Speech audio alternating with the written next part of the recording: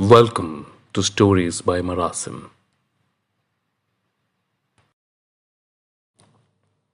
दोस्तों, मेरा नाम है प्रतीक।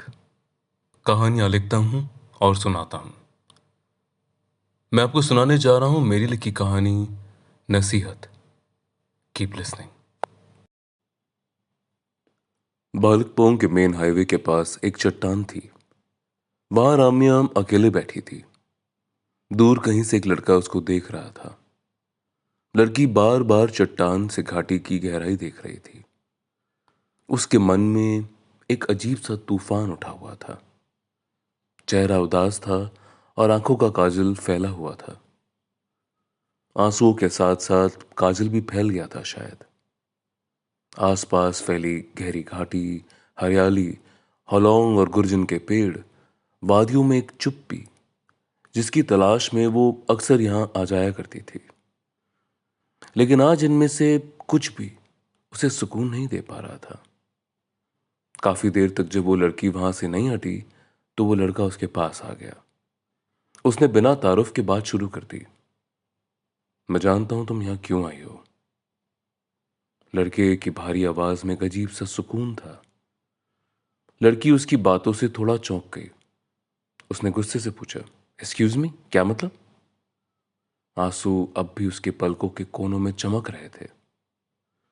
लड़के ने उसी मध्यम आवाज में जवाब दिया, मतलब ये कि सर्दियों की ढलती शाम में शहर से इतनी ऊपर जब कोई आता है तो वापस शहर जाने की सारी वजहें खत्म हो जाती है। लड़की ने बेरुखी से कहा, आप अपना काम कीजिए ना, मुझे जो करना है मैं कर लूंगी।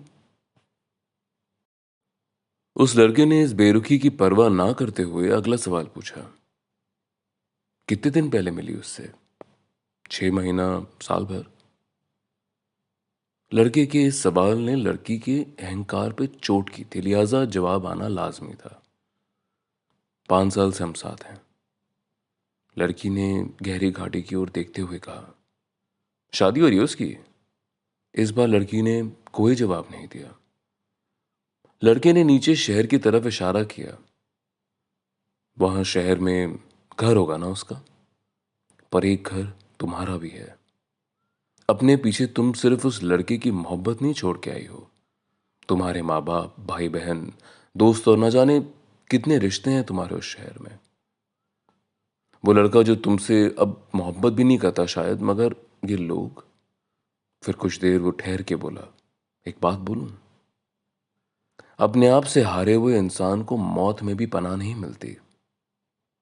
अभी सूरज ढला नहीं है, लौट जाओ। लड़की अब भी चट्टान पे बैठी थी, मगर अब उसकी निगाहें नीचे खाई पे नहीं, शहर की तरफ थी। शहर की रोशनी में जीने की कई वजहें टिमटिमा रही थी। अगली सुबह उठकर उसने अपनी मां को कस के गले लगाया। पापा को चाय देने गई तो देखा वो बाहर की टेबल पे बैठ के अखबार पढ़ रहे थे। वो कप टेबल पे रखने ही वाली थी कि अखबार में छपे एक लड़की की तस्वीर पे उसकी नजर अटक गई। वही लड़का जो उस दिन पहाड़ पे मिला था। तस्वीर के ऊपर एक खबर छपी थी, कल शाम एक युवा ने हिल टॉप से कूद के आत्महत्या कर ली।